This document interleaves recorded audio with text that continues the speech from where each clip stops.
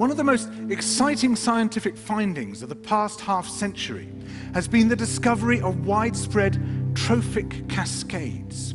A trophic cascade is an ecological process which starts at the top of the food chain and tumbles all the way down to the bottom.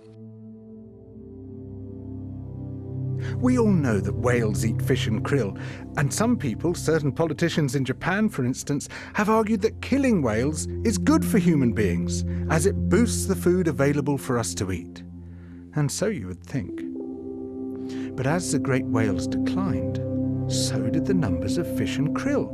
It seems counterintuitive. Surely their numbers would rise as their major predators disappeared.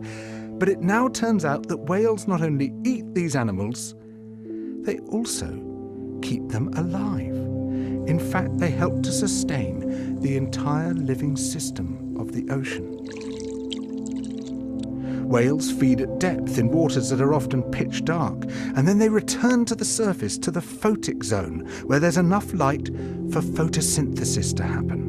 There they release what biologists call fecal plumes, vast outpourings of poo, poonamis. These plumes are rich in iron and nitrogen, nutrients which are often very scarce in the surface waters. And these nutrients fertilize the plant plankton that lives in the only place where plants can survive, the photic zone.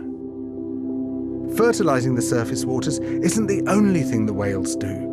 By plunging up and down through the water column, they also keep kicking the plankton back up into the photic zone, giving it more time to reproduce before it sinks into the abyss.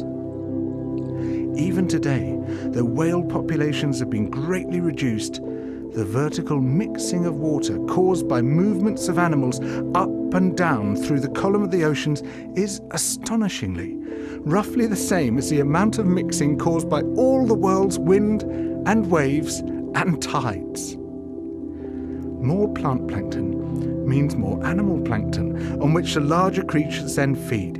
In other words, more whales means more fish and krill.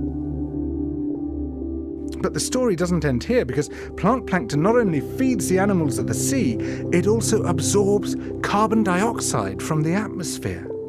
When eventually it sinks to the ocean floor, it takes this carbon out of circulation down to a place where it remains for thousands of years. The more whales there are, the more plankton there is. The more plankton there is, the more carbon is drawn out of the air.